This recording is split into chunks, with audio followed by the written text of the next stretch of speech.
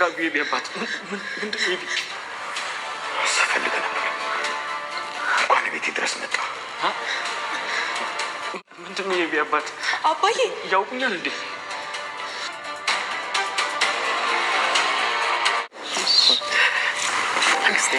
No, stop. Good.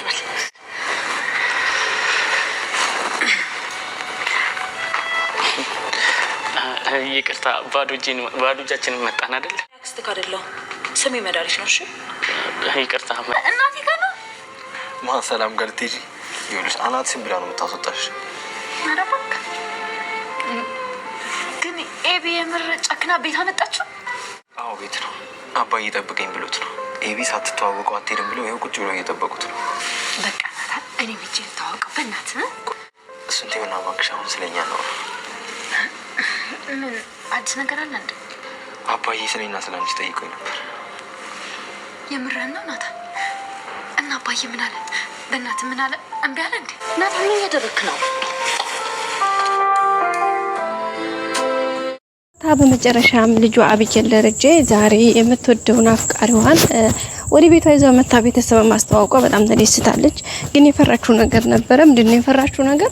ይሄን ነገር የወሰነችው ውሳኔ ትንሽ አሳስቧት ነበር። እሷን ብቻ ሳይሆን ለተቀላይ እንደ ቤተሰብ አሳስቧቸዋል ቤተሰቦቼ። ምክንያቱም እንደምታወቀው አብጌል ደረጀ የምትወደው ናታንን ነው። ናታንን ከመውደዷን ባሻገር ደግሞ በፍጹም ናታንን ልተው አልችልም የሚለው ተደጋጋሚ ሆኖ ለራሷ የምትገባው ቃልና ለቤተሰቦቿ የምትናገራቸው እንትኖች አስገራሚና ይሄን ነገር እውነት እንደዚህ አብጌል ያቻ አብጌል ናት ወይ ብሎ ካሁን ካለችው አቋሟ ጋር ለማመዛዘን በጣም አስቸጋሪ ነበር ቤተሰቦቼ። ምክንያቱም እንደሚታወቀው አብጌል ናታንን በምንም አይነት በምንም አይነት ሁኔታ በቃ ገባው ገብቼ የኔ ያደርገዋለሁ ነበር ሁሌም ፕሮሚሷ። ኢቭን ለናታን ለራሱ አንተ የማንም አይደለም የኔና የኔ ብቻ ነህ፣ ይሄን ደግሞ ጠብቅ ትለው ነበር። ሁሌም ትዝትበት ነበር። በነገራችን ላይ ድሮ ሳትቀየር የምትችለውን ያክል አድርጋለች። ጠንቋይ ሄዳ ለማስተያየት ድግምት አምጥታ ለማስመተት መተት አድርጋ መስተፋቅር ለማሰራት ከዛም አልፎ ከሷ ጋር አድሮ እንደማንም አድርጋ አሳስታ አስክራ ከሱ ጋር አድራ እርግዝና እንዲፈጠርና ካረግዝኩ በኋላ ደግሞ ምንም የትም ጥሎኛ ሄድም ምናምን የሚል አንዳንድ እንትን ያለ አመለካከት ስለነበራት በዛ አማካኝነት እንግዲህ ስታደርግ የነበረው ነገር በጣም ነበር የሚያስጠላው እንዳጠቃላይና ያንን ነገር ሁሉ ያላደረገችው ያልሞከረችው ነገር የላትም ነበር። ግን ደግሞ አልቻለችም። በጣም ብዙ ነገሮች ሞክራለች፣ ግን አንዱም አልተሳካላትም። ሁሉ ፌል ያደርግባት ነበር። ናታን የሆነ ስቴፕ እንትን ስትል ዳጣ ካሽርባታለች። ቤተሰቦቿ በቃ አጠቃላይ በዙሪያው ያሉ ሰዎች ያን ነገር ስታደርግ ነገሩ ይሹ በቃ ልክ አይመጣላትም ነበር። ፌል ያደርግባት ነበር። በጣም ስትናደድ ነበር። ሁሌ ስትበሳጭ ነበር። በጣም ነበር የምትናደደው በዚህ ሁኔታ። ምክንያቱም ነገሩ ሲኮላሽባት ያሰበችው ነገር ኢላማ ሳይመታላት ሲቀር በጣም ነበር የምትናደደውና በዛ አማካይነት እንግዲህ ብዙ ነገሮችን ሞክራለች። ብዙ ነገሮችን ለማድረግ ጥራለች።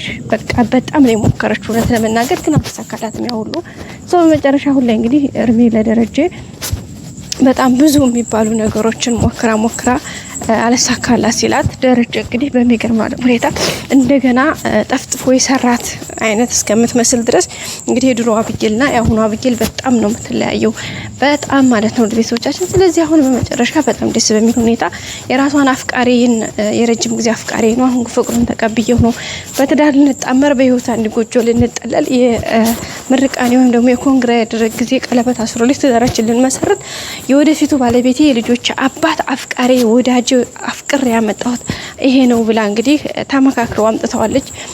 እንግዲህ እውነት ለመናገር አብጌልን አንዳንዴ አላመንኳትም። እኔ ምናልባት ይሄን ነገር የቤተሰቡን ሀሳብ ለማስቀየር አላማቸውን እንትን ለማለት ወይ እና ደግሞ ከዛም ባሻገር ደግሞ በተለይ ናታንን ለማስቀናት ከዛም ደግሞ ናታንና ዳጣ መካከል ላለመግባት ያደረገችው ጥረት ይሆን የሚል ሀሳብ አለኝ።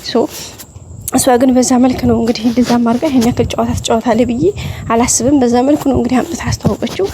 ግን ብታስተዋወቅም ችግሩ ደረጀ አባቷ ደረጀ ልጁን ላለመቀበል ብቻ ሳይሆን ለግድያ ዋናና በዋናነት የሚፈልገው ልጁ ነው ተገኝቷል። እንግዲህ ከየት እንዳመጣቸው አይታወቅም። ልጁ መጣ እንግዲህ የትምህርት ቤት ጓደኛ የክላስ ጓደኛ ነው ብላለች እሷ። ግን ደረጀ ደግሞ እንዴት እንዳወቀው ግን አለ ራሱ እንዴ ይሄ ነው እንዴ ፍቅረኛ ብለሽ ያመጣሽው ሲላት አባዬ ይሄ ነው የክላስ ጓደኛዬ ነው የረጅም ጊዜ አንተን ለመተዋወቅ የነበረው ፍላጎት በጣም ከፍተኛ ነበረ ግን እስካሁን አልቻለም ነበር አሁን ግን ያው ሳትገናኝ ሳትተዋወቁ ማትሄዱም ብዬ እሱንም እስካሁን አቆየው ስለዚህ ይሄ ነው ስሙም ቃዲስ ይባላል ስትለው ደረጀ ወዳውኑ ነው ፊቱ የተቀየረው በቃ ጋይስ ፊቱ እንዴት እንደተቀየረ በጣም ነው የራሱ ግራ ያጋባኝ ለምን እንደዛ እንደሆነም አላቅም በጣም በቃ ወዳውኑ ነበር የተቀያየረው የሰዎቻችን በጣም በሚያሳዝን በጣም የሚያስፈራ ሁኔታ ነበር ያን ነገር ፊቱ አክሽ ሲያደርግ የነበረውና በጣም ከባድ ነበር ለቤተሰቦቻችን እኔ ራሱ እንዴ ደረጀ ስለዚህ ያን ያክል በዛ ልክ ደግሞ የሚገርመው ደረጀ አንደኛ ሽጉጥ እንዴት ይዞ መጣ እንግዲህ ከስራ ተመልሶ ደረጀ ልብስ ቀይሮ ሻወር ወስዶ ሊመጣ ነው ክላስ ሄዶና እነሱ እየጠበቁት እንደሆነ አውቋል ቀድማ ልጁን አላስተዋወቀቻቸውም ምናምን ስለዚህ ሽጉጥ ይዞ ታጥቆ እንዴት መጣ ደረጀ ህልም ነው በሉኝ ጋይስ ምን ትላላችሁ እኔ በጣም ነው ግራ የገባኝ በዛ ላይ ደግሞ እንግዲህ አብጌል የምትወደው ኢቭን እንኳን የማይሆን ነገር እንኳን ቢሆን ኤቢ አንቺ ወደዛ ሂጅ ብሎ እሱን እንደማንም ከዛ ግድም አንደኛ ቼስ ተወዶ ለምታፈቅሩ አፍቀረዋ ነው ለወደፊት ባለ ልጆች አባት ብላ አምጥታ ለቤተሰቦቹ አስተዋወቀችው ወንድ ደረጀ ይሄን ያክል ተኪሱ ልጁ ፊት እያለች ሽጉጥ አምጥቶ መደቀን እኔ ምንም አልተዋጥልኝም ከምን ህልም ነው ወይስ እውን ነው ስካር ነው አልገባኝም ምን ትላላችሁ ጋይስ እኔ በጣም የሚገርም ነበር ሌላው እንግዲህ ናታንና ዳጣ ያብጌል ይሄንን ጮኛውን አምጣ ለቤተሰብ ማስተዋወቃ ትልቅ ለነሱ ሰላም ሰጥቷቸዋል ከዛ መቀጠል ደግሞ ደረጀና ናታን አለ ነገሮች አውጥተው ነበር ያው ናታንም እንግዲህ ለደረጀ አስረድቶታል ሁሉም ነገር ዳጣንም እንደሚወዳት እንደሚያፈቅራት እንደሚፈልጋት ደግሞ ለትዳር እንደሆነ ምንም አይነት እስካሁን ምንም አይነት ግንኙነት እንደሌላቸው በፍቅር ግን እያደረ የወደዳት እንደመጣና ፍቅር እንደያዙ ግልጽ አድርጎ ነግሮታል ሶ በዛ እንግዲህ ደረጀም ይሁን ምናየው ነገር ነው ብሎ ተቀብሎታል ማለት ነው ይሄ በጣም ደስ የሚል ነገር ነው ሌላው መድኃኒትን እንግዲህ ናታን በሚገርም ሁኔታ ሀሳቧን አስቀይሯታል ያው ያን ደረጀን ጉድ ታወጣው ነበረ ደረጀ ተሸንፎ እንግዲህ ውሃን ሊዛ በማድረጓ በተለይ ማርታ እንደዛ ሆነ ተጨናንቃ ስላየ በመደንገጡ እንግዲህ ሙሉ መረጃውንና ያለውን ነገር ሁሉ ሰጥቷት ነበረ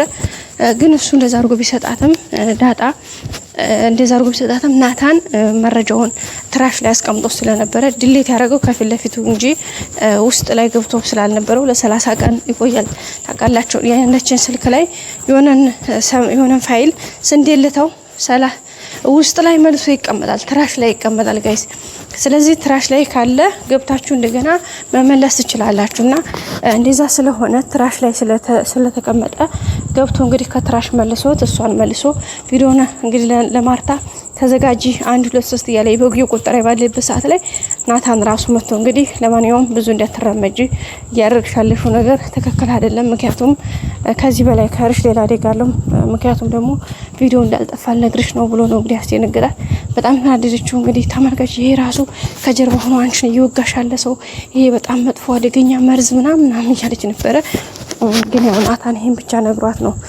ባልሰማ ባላየ ቅንጥስ ያለው እስኪ ቀጣይ ምን ሊፈጠር ይችላል ናታንና የኤቢና የጮኛዋ ጉዳይ ግራ ገብቶኛል እናንተ ምን ትላላችሁ ሀሳብ አስተያየታችሁን በኮሜንት አስቀምጡ ቀጣይ አዲስ ቪዲዮ ገና ሼር ላይክ ሰብስክራይብ አድርጉ ወዳችኋለሁ ባይ